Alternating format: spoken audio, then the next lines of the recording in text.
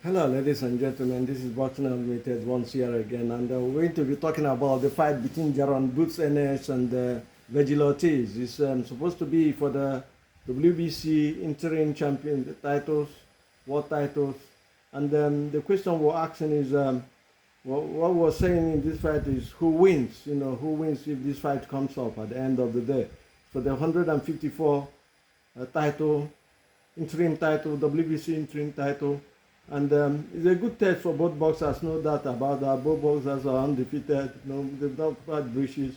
You know, whoever comes through will be in line to fight for Fondera or Spence, depending on who wins at the end of the day. You know, having said that, we'll say, excuse me.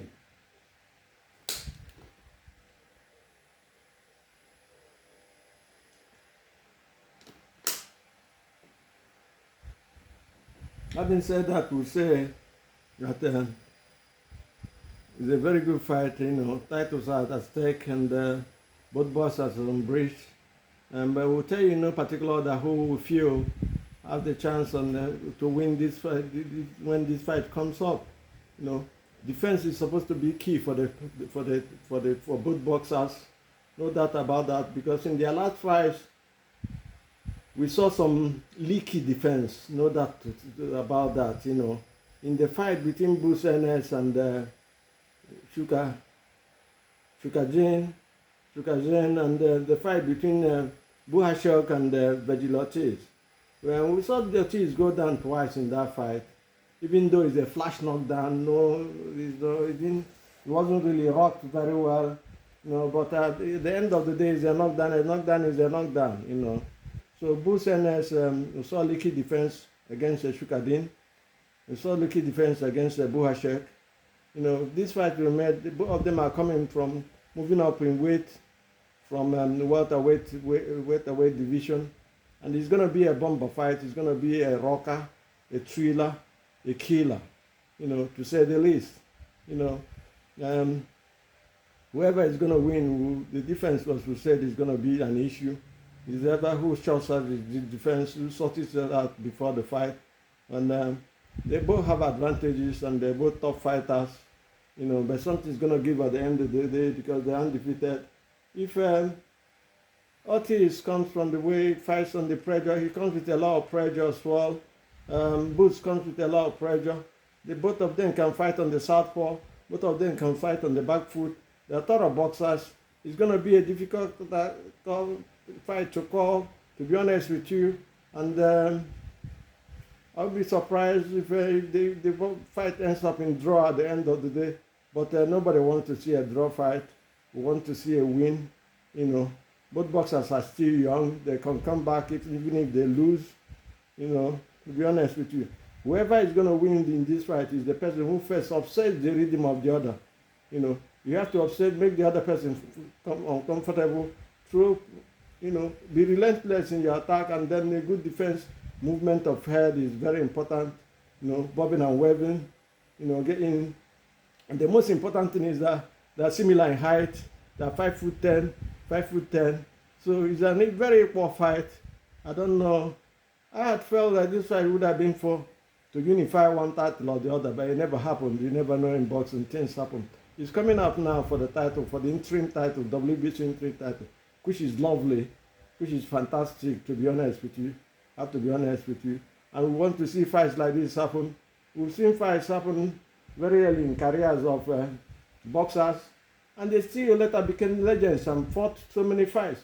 We saw Sugar Ray Leonard against Roberto Duran in 1980. We saw Sugar Ray Leonard as well against Thomas Hens in 1981. And then we saw Hagler and the Hens, 1985. There's so many. We saw 1983. We saw Roberto Duran and Hens as well. You know, so what something is going to give at the end of the day. Defeat doesn't mean the end of the fight, of the boxer. I do not know how these young guys of these days take defeat. Everybody is protecting its own. They're not moving forward. They're not come on, man. It's not that way. Boxing is a sport. It's either you win or you lose, or you have a draw and you fight again. Even if you lose, you fight again. We saw the fight between Sugar Ray Leonard and Thomas Sands for the unification of the title WBC and WA. That is all the title we had then, 1981. Sugar Ray made 11 million from the fight, and hence made 10 million. So what are you saying? This was as far back as 1981. So, to be honest with you, I don't understand boxers here. They're dodging each other, they're running away from having a defeat. That is not proper, that is not normal. We do not accept that, and we'll talk against it each time we talk here, and we'll discourage that in boxing, because what it does is just diminish the prestige and the aura which boxing has built for years. We've seen fighters fight each other a very long time.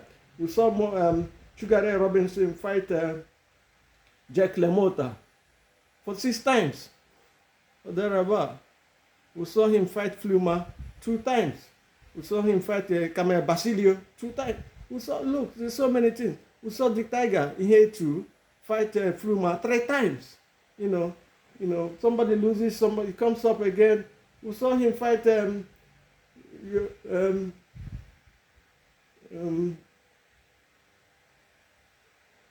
we saw him fight Torres in the lightweight heavyweight division twice. You know, so these fights, what it does is when it's closer, they repeat the fight and make more money from it. The game here is money making, is prize fighting. That is what it's called. So you're supposed to make money fighting. You know, becoming a star, a legend. You know, known all over the world. These boxers have called on you are all legends from their weight divisions and their career, because of the kind of heart they had, you know, fighting each other, fighting 2-3 times, you know. But these days, what you see, well, I'm saying this for a reason, which I might have to do today. And Tank Davis and Shaquille Stevenson. He's been up and down, you know, but that is a story for another day. In this fight proper, what we're saying is whoever is going to win, he has to take the heart of the other person, take his rhythm out.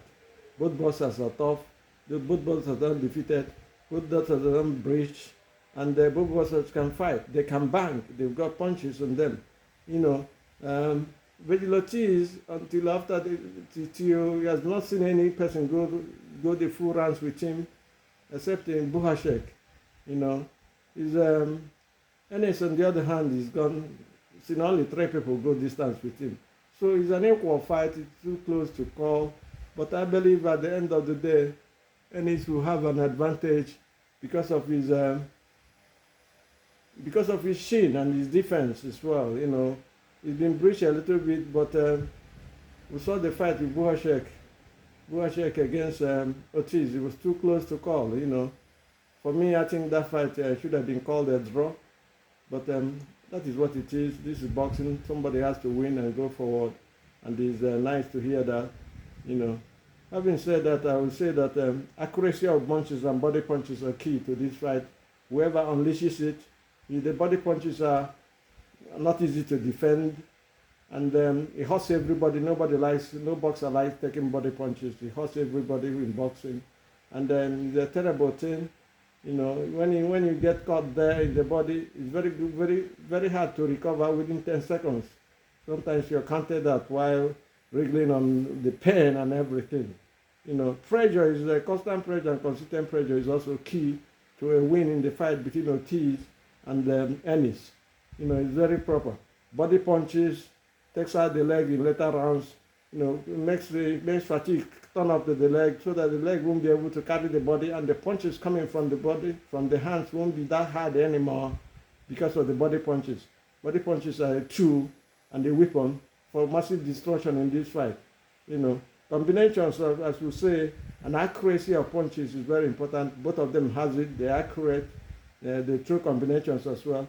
So that's why we say it's going to be a mega fight. It's going to be a killer and a chiller. You know, angles have to be set. Both boxers can fight on either foot. You know, tell of the tapes, tell us that they're similar in everything. You know, so there's no need. You know, we're looking at the fight and we're calling this fight and we're saying whoever has the best will determination and heart wins this fight. No doubt about that in my mind. Ability to stand there, withstand punishment. And who has the better shin? That is what the fight is going to show at the end of the day. That is the person that wins. Do have a nice day and God bless. Bye.